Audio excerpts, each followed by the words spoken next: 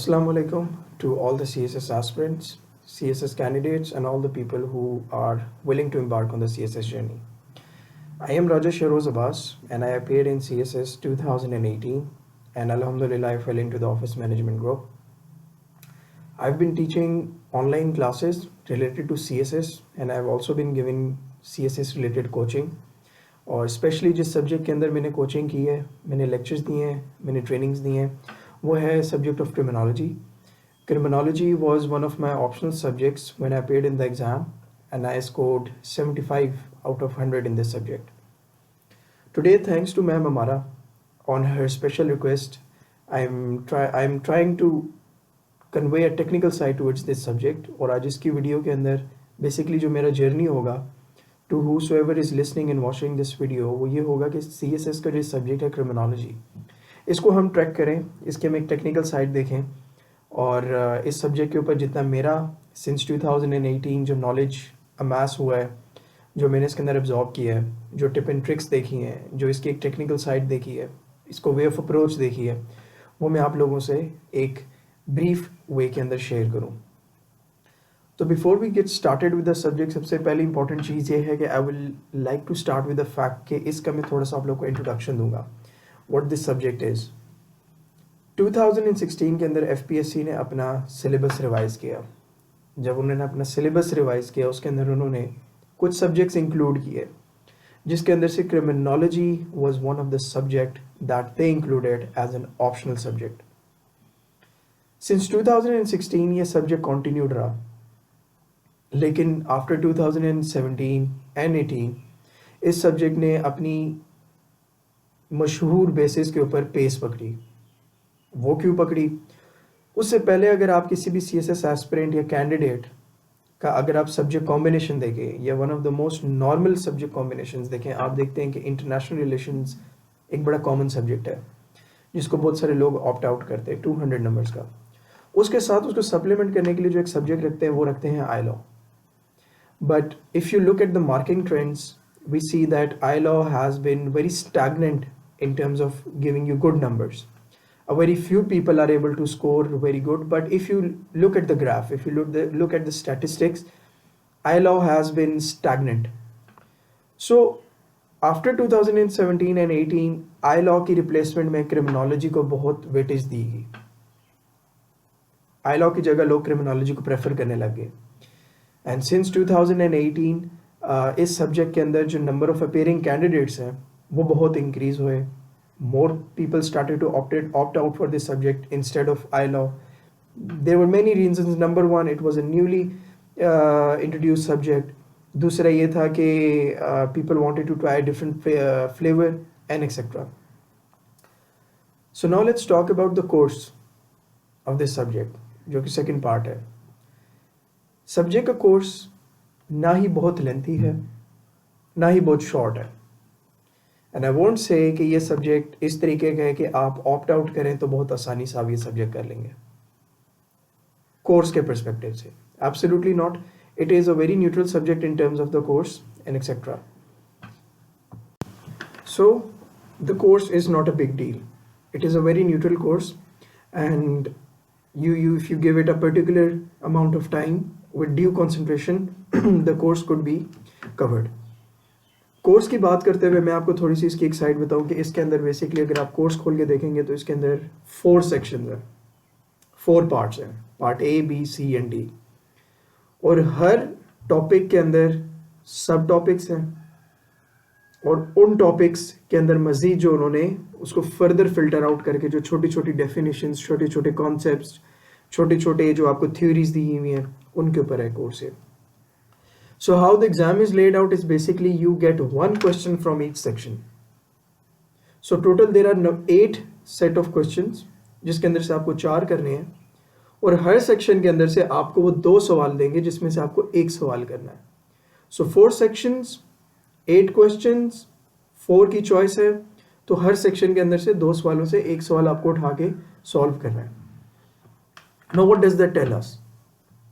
Number 1, इसकी जो एक पॉजिटिव साइड है और एक सॉर्ट ऑफ जो नेगेटिव है, I won't say entirely negative but for the sake of the argument let's say negative है. फर्स्ट ऑफ ऑल सबसे पहली जो पॉजिटिव साइड है उसकी ये है कि आप एक सेक्शन तैयार करोगे, आपका एक सवाल तो पक्का होगा। यानी ऐसा नहीं है कि इस सब्जेक्ट के अंदर से आपको 3 सवाल या 4 सवाल किसी एक पार्ट से आ जाए। कुछ सब्जेक्ट्स हैं जिनके अंदर हम देखते हैं कि 2018 के अंदर अगर आप इंटरनेशनल लॉ का सब्जेक्ट उठा के देखें तो उसके अंदर से यूनाइटेड नेशंस के अंदर से 3 से 4 सवाल आ गए थे।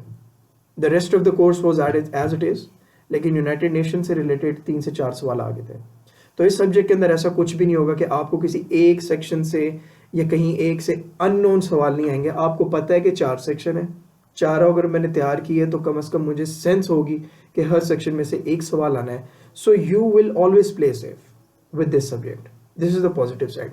नेगेटिव साइड के again not a negative side but again मैं इसको for the sake of argument consider करूंगा, वो ये है कि you have to complete the course in a sense of from all 4 sections.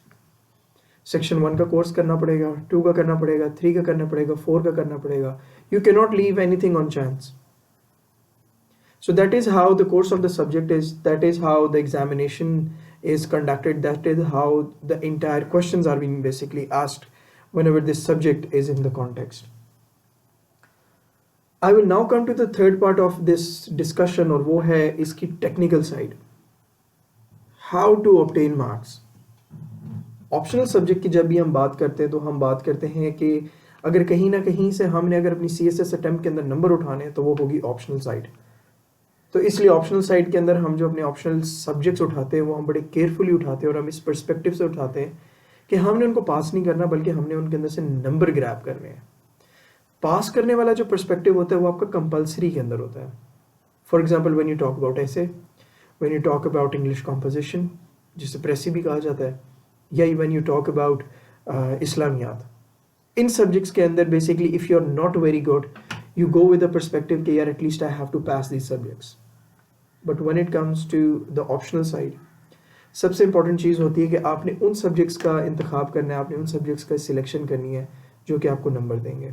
So it is very important to look at the technical side of any subject if you want to achieve a good set of numbers in that domain. So I will discuss the technical side of criminology, जो कि मैं कोशिश करूँगा कि broadly speaking and briefly speaking उसको मैं try करूँ कि मैं उसको एड्रेस कर सकूँ। सो सबसे नंबर 1 जो चीज़ है वो ये है कि इस सब्जेक्ट के अंदर जब आप पढ़ते हैं तो इस सब्जेक्ट के जो बेसिक कॉन्सेप्ट्स हैं, जो कि आप लोगों में से अगर इस सब्जेक्ट को कोई ऑप्ट करेगा या जिसने ऑलरेडी ऑप्ट किया हुआ है, जो पार्ट ए और पार्ट बी है जिसके अंदर बेसिक्स हैं, उनको टारगेट करना बहुत इंपॉर्टेंट है। You have to have a very firm pillars and foundations. और मैं ये कंसिडर करता हूँ और मैं ये रेकमेंड करता हूँ कि whenever you are doing part A and B, do it on your own. Now what do I mean when I say कि do it on your own? 2018 के अंदर FPSC की एग्जामिनर रिपोर्ट आई जिसके अंदर मुख्तलिफ सब्जेक्ट के बारे में एग्जामिनर्स ने अपना पॉइंट ऑफ व्यू दिया। क्रिमिनोलॉजी के बारे में जो एग्जामिनर ने अपना पॉइंट ऑफ व्यू दिया था उसमें से कई बातें की गई थी, लेकिन एक बात थी about that students and candidates are relying too much on local authors rather than consulting the foreign authors. अब इस बात का क्या मतलब था? इस बात का मतलब ये था कि हमारी जो local publications हैं उसके अंदर it is more of a compile and print and compile वाला हिसाब. It is not a course book. It is just a compilation of the information that you get from the internet. So what it does is that it does not clear your basic concepts of any subject. और in a case of criminology, जो कि examiner ने अपनी 2018 की report में खुद बोला है कि students are relying too much on local authors, जो कि सामने आंसर्स में नजर आ जाता है, which means they do not have their basic concepts very clear to the fact कि उनको बेसिक चीज़ें पता हों और उसको वो यूटिलाइज करके एक एनालिसिस बिल्ड करके एक अपना पर्सनल पर्सपेक्टिव बना सकें उस पर। So this is very important in this subject number 1 that I told you कि you need to have your concepts very clear. आपने authors, foreign authors consult करने हैं, आपने good course books consult करनी है, आपने university के courses देखने हैं इसके अंदर। If you have to do that, go for it. लेकिन you have to make your basic concepts very clear, which is one of the most demanding things. Now this brings me to my second point, which is why I stress so much on the first point, which is of the basic concepts. वो ये है कि जो आगे part सी और D है, जो remaining 2 part है, उनके अंदर क्या होता है कि उसके अंदर आप थोड़ा सा करंट रह के काम कर रहे होते हैं, आप एग्जाम्पल से बात कर रहे होते हैं, आप स्टैट्स पे बात कर रहे होते हैं, आप एग्जिस्टिंग लॉ पे बात कर रहे होते हैं, क्योंकि क्रिमिनोलॉजी की बात हो रही है, पाकिस्तान के कॉन्टेक्स्ट पे बात हो रही होती है। तो उसमें क्या है कि वो आप आंसर्स उसके तब तक नहीं दे सकेंगे जब तक आपके बेसिक कॉन्सेप्ट्स क्लियर ना हो। उसके अंदर आपने फ्री फ्लो में डेटा नहीं छोड़ देना, उसके अंदर आपने बेसिकली अपना कोई फ्रेमवर्क रखना है, कोई स्कूल ऑफ थॉट रखना है, कोई थ्योरेटिकल पर्सपेक्टिव रखना है, और उसके बाद आपने उन आंसर्स को डील करना है। Because it's a technical subject, you need to see it technically as well, कि how I need to approach it. So that's why I stress too much on the first point, and then the second point is that yes, you always need to have a perspective. So overall subject जो है वो combined है. Third चीज़ जो इसके बारे में मैं कहूँगा वो ये है कि this subject requires a specific way of answering a question. You cannot write a whole essay in form of a whole essay, एक बगैर continuity के बगैर paragraphs के आप पूरे का पूरा आंसर लिख दें, क्योंकि ये जो सब्जेक्ट है ये थोड़ा सा टेक्निकल है, तो you need to have to see the technical sides. For that you need to know the existing statistics, you need to know the existing data, and you need to know the facts and figures. अब सवाल ये आता है कि 11 subject है, हर एक के अंदर फैक्ट्स एंड फिगर्स बंदा याद करे, तो हाउ इज़ इट पॉसिबल कि मैं एक 100 नंबर के ऑप्शनल सब्जेक्ट के पीछे इतना डेटा, इतना स्टैट्स और इतना कुछ याद करूँ? You don't need to know much. That's the key. You do not need to know much. Whatever you need to know, just have a good command over it.